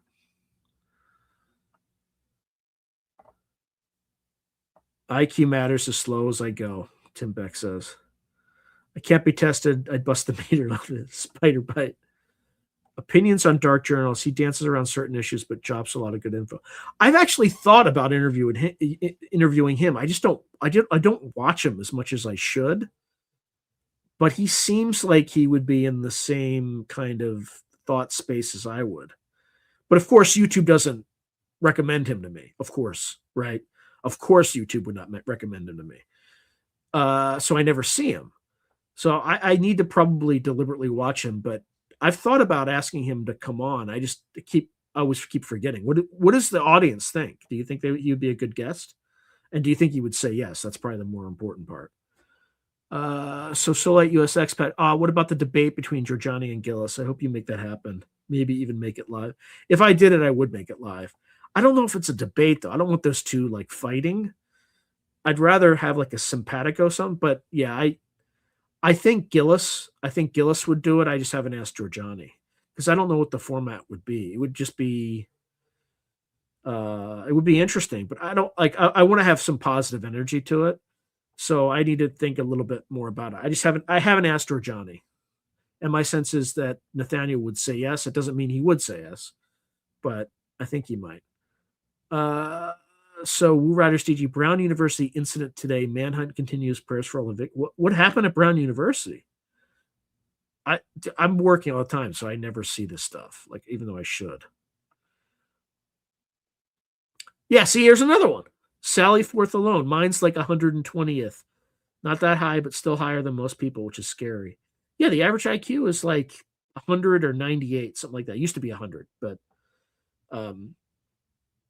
yeah, but this is another example, right? That's more than a standard deviation above the mean, I think. So Spider Bite says Giorgiani likes to elaborate his stories a bit like the fisherman's stories. So Tim Beck says Tavistock set the standard for programming and influencing public opinion. Old news. So Joseph Gomes saying that's funny, Sean, because I've been watching your show for a long time and I have no idea who you are. I don't know if that's a good thing or a bad thing. Um, I don't know. Say more, and I can respond in a intelligent intelligent way. Let's see. Tested 60. No, you didn't, Woo Riders DG. If you had an IQ of 62, you would be a gibbering. You wouldn't be able to write.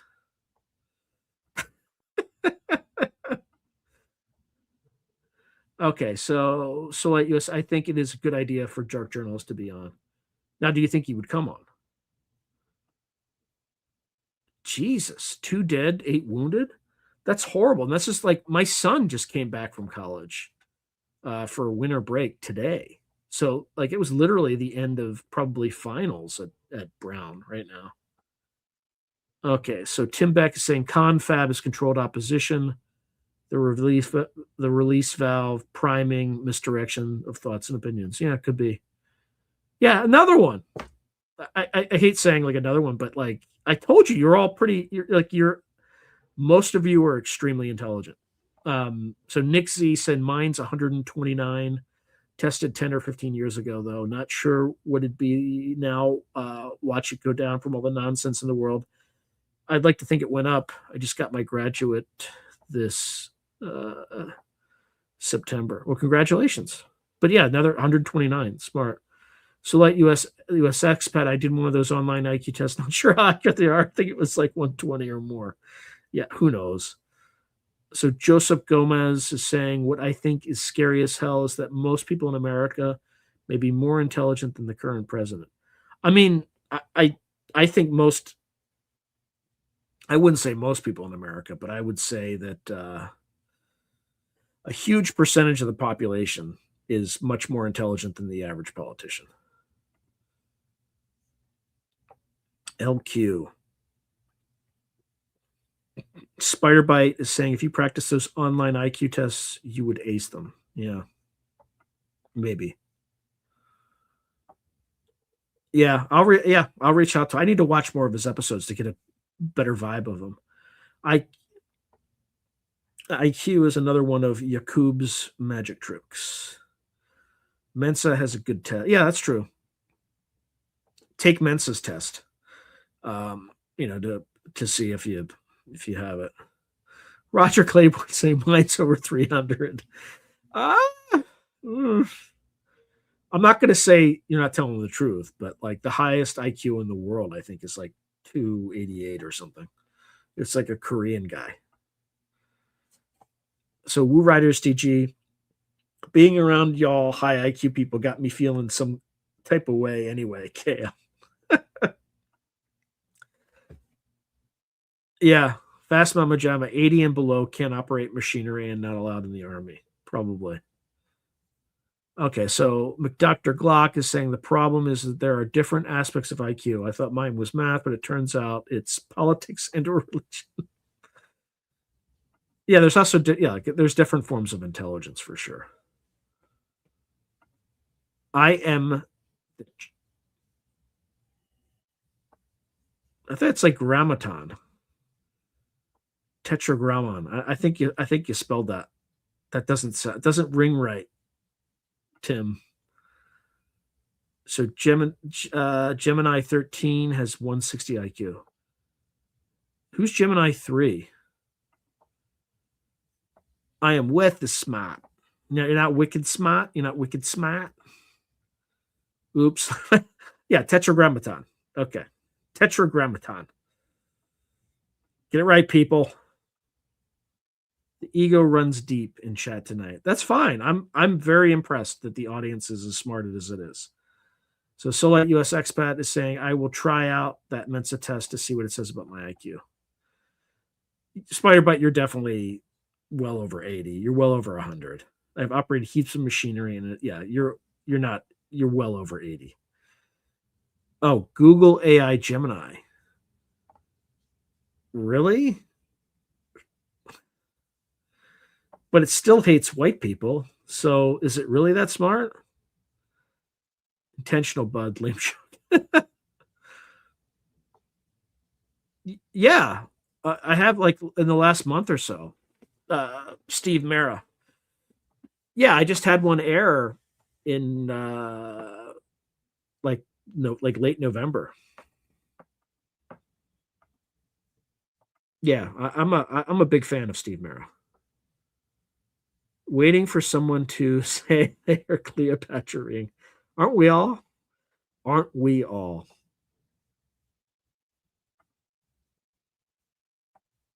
Yeah, the time flew by. It's like 8:43 my time. That's pretty quick.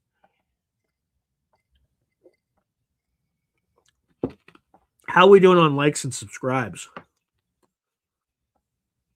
Or likes. Sorry, you guys can't tell subscribes. But uh yeah, at that point people probably started unsubscribing or some nonsense. Yeah, let me take a look. Let's take a look. How are we doing this fine evening? Um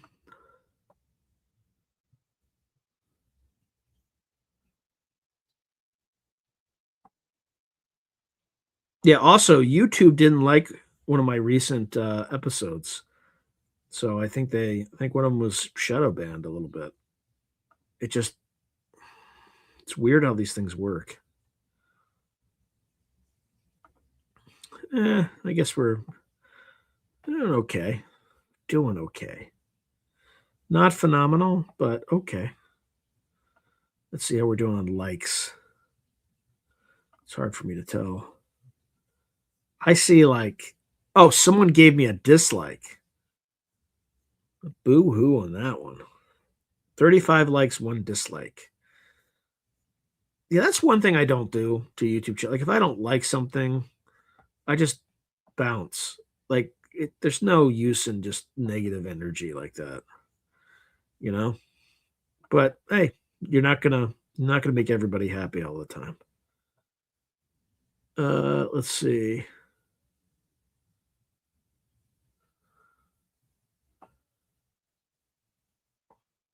Here we go. All right, so endlessitudes recently discovered your channel. Love your stuff. Hey, thank you, endlessitudes, I guess. 2029. I appreciate that. I appreciate that. It's been a long time running. So Spider Bite saying it's the reincarnated mermaids you need to watch out for. My feet are a cross between Alexander the Great and Cleopatra's. Does that count? Yes, Roger. That counts. I wonder what is going on with Dr. Steven Schwartz's remote viewing book. Does he have one coming out? That would be interesting. Oh, for Christ's sake.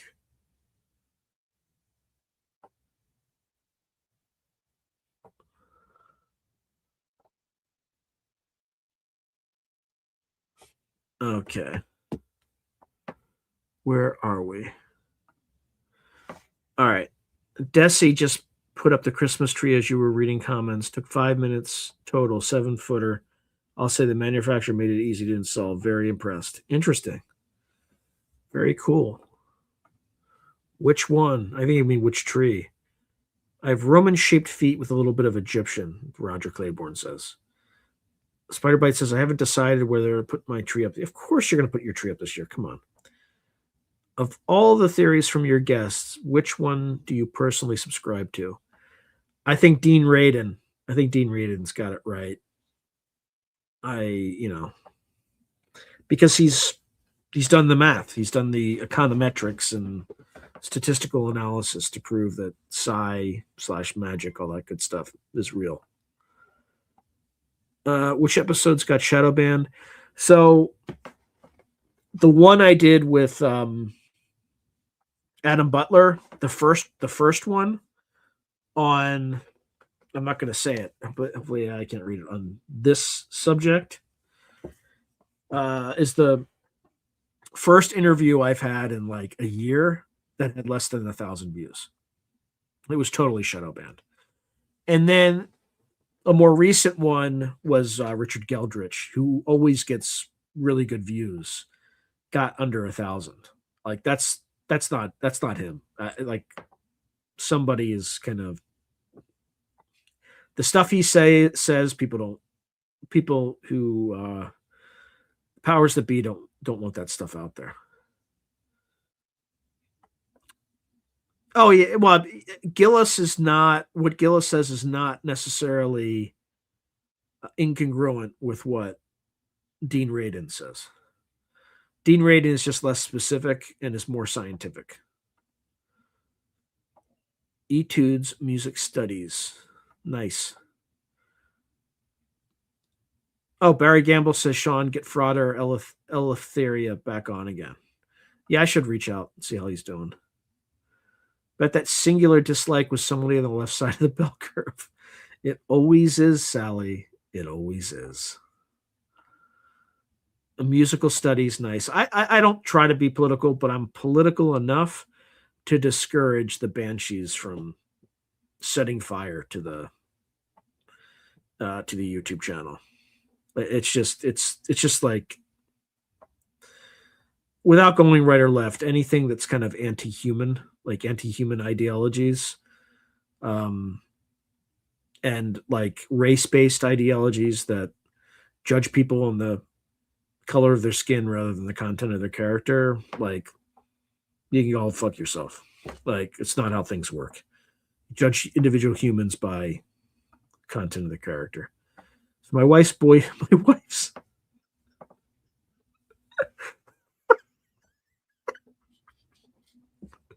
my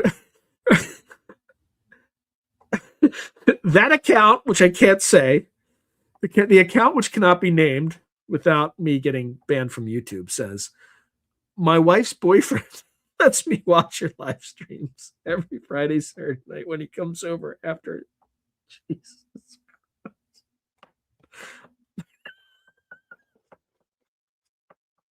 I'm not going there. I'm not going there. Okay. For the Goetia and the demons. Oh yeah, that would be a pretty cool episode. Interview Grandmaster. Who's Grandmaster Wolf? I know you keep asking for John Vivanco from Metaphysical. He's done many remote viewing projects. It would be really interesting. But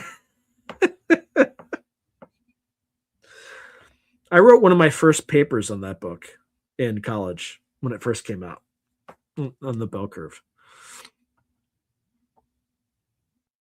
Wait, Dean Radin loves which guy? Oh, who is Grandmaster Wolf? We're getting onto some dark stuff lately, huh? Yeah. The days are getting shorter, so I'm getting darker. I mean, everything's literally getting darker. Ashland Christmas Noel Band. 7.5 feet. Oh, that's the Christmas tree. On sale, $255. Okay, but what is Dean Radin's opinion about abductions and that whole phenomenon? I've never asked him. Maybe I will. I mean, I'll talk to him on the 20th. So, Woo, you just unfolded your tree, light decos and all. Hey, this is the first one I've seen UFO intros. It just says good shit. I appreciate that, UFO intros. Welcome. Woo Riders this year. Yes, I'll take a photo and post it now. Nice. Greetings, Emerther aliens. Greetings. Greetings, Earthlings. Anyway, by the way, that's one of the best covers on The Economist of all time, where there's a picture of Kim Jong-il, the father of Kim Jong-un, and it just has him like waving like this, and the cover says "Greetings, Earthlings." It's fantastic. Anyway. Okay, so Spider Bite 1, he's Australian, Grandmaster Monk, he can move things with his mind. Was a teen in Tibet when Chinese came through. Interesting. So, what's his name? It's Grandmaster Wolf? Grandmaster Wolf. Just posted photo on my channel. Nice. Speaking of Rich Geldrich, hold on. See, he just texted me.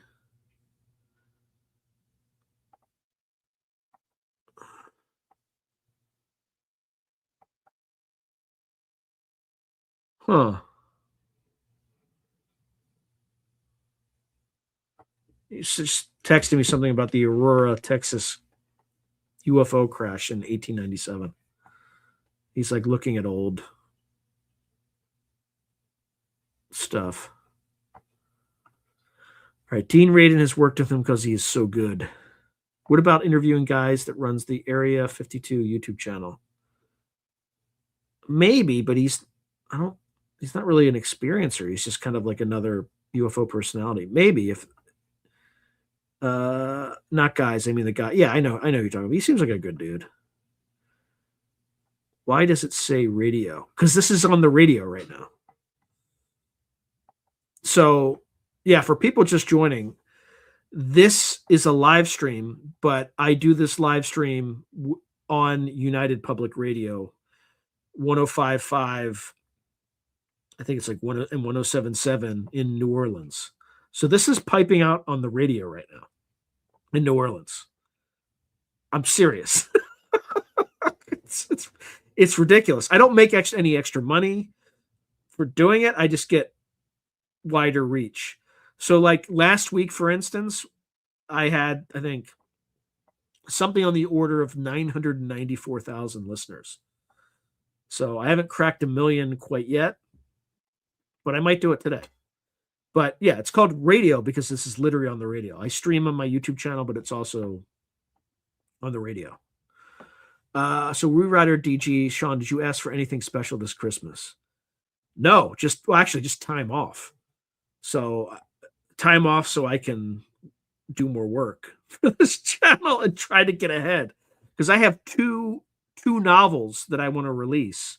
I just have to like clean them up and generate the covers and get that out there. So yeah. So Mark Fry, yeah, says, oh, I get it. Hello, New Orleans. Yes. Hello, New Orleans. Spider Bite says hi from Australia.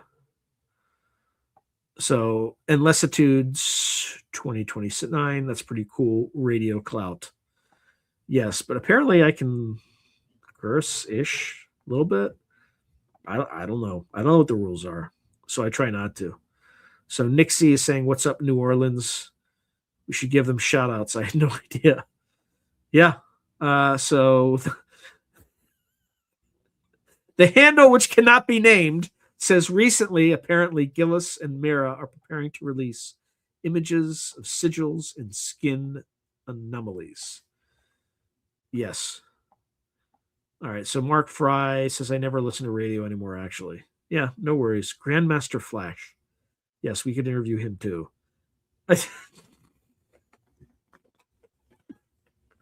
The handle that cannot be named says, I think my wife's boyfriend is from New Orleans. Oh my God. All right. So Mark Fry, check out Old Time Radio, like New Adventures of Sherlock Holmes. Also, Bob Bailey is Johnny Dollar. That's Woo Riders DG. Tim Beck is saying, my cynical opinion approach, Sean, I suspect pop, UFO, UAP are contained. Just my thoughts. Perhaps. So Spiderbite says, Sean, say, hello, New Orleans. Get ready to rumble. I didn't do a great job. I have to practice things like that. But anyway, makes sense. He's a vampire. Yes, I never sleep. I'm constantly.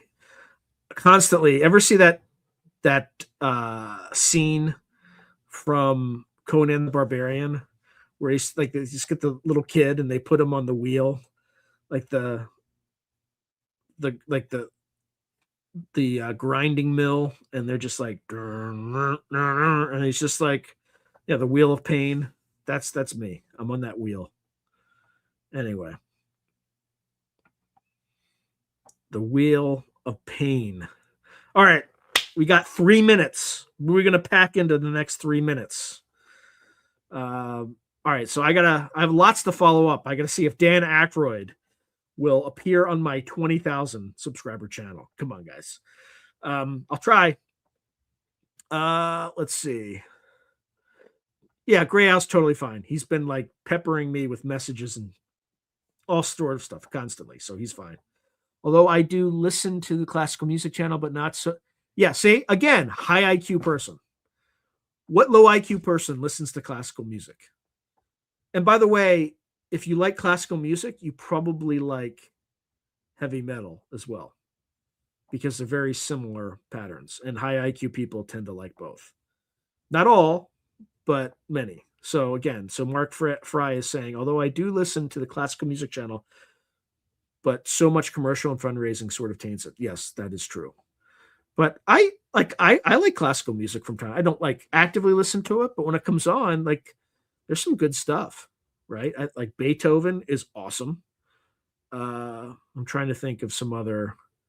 I'm like terrible with this stuff, but I'll recognize it. I just Mozart, like the what's like Midnight Sonata. I can't. I'm like an idiot with it. I'm brutish when it comes to this stuff. So Spider Bite is saying, "Great job, Sean. Send your Al over to check on Gray Al." Uh yeah, about that. I'm probably I have to get this done this week, but I'm probably going to have a live stream, like out of season live stream next week to talk about manifestation. And it will have a surprise. There will be some promotional aspect to it. I'm not going to lie about that. And then there's going to be some experiments too with manifestation, right? So I'm going to have a live stream called Thoughts Create Things.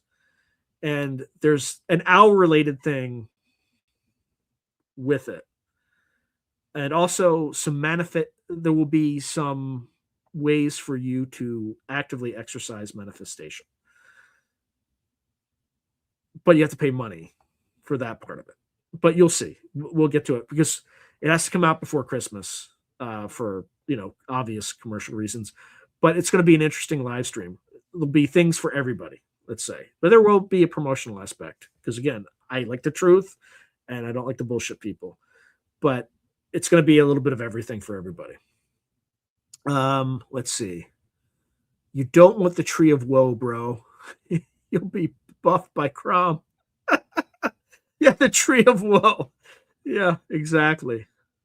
The wheel of torment, except you get fatter as the year. Oh my god, that would be disaster. Yep, that's the one guy who always calls me when I'm on a live stream. Like literally, every time live stream, phone call. I love classical music once in a while.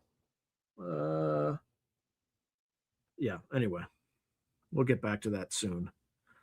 I do love classical. It helps me focus. Yeah, it's very soothing for sure. Intelligent people like rock and roll. Not sure about that though. Yeah, rock and roll is great too. Spiritual Ascension says Schubert. I think there's something by is it Schubert or Schubert? Probably Schubert. Schubert. Most modern music is Goislop.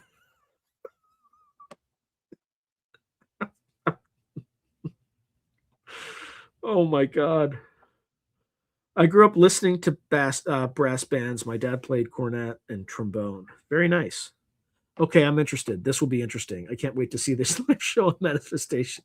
Now we're gonna do a live experiment and just see. Like, we're not gonna know if it's gonna work for a little bit, but oh yeah, we're definitely going there. We're definitely going there. So classical music helps people study better, according to studies. I used to do it while at UCF. Yeah, I think that's accurate. All right, we're like 2 minutes over. So I just want to say, have a fantastic rest of your weekend. Thank you so much for spending time on this channel. By the way, you like my new chair? My wife just makes fun of me and says looks like I have a 14-year-old chair. But I invested the proceeds of this wonderful channel to get a better chair and better office lights, which you don't see here, but they're just so much better. So much better. So I am investing in the channel because this looks, it's got the nice blue color of the channel, right? So, it looks good. It looks, maybe I do look a 14-year-old. But good night, everyone. Thank you so much and have a fantastic rest of the week. And I will see you next week. So God bless. Godspeed.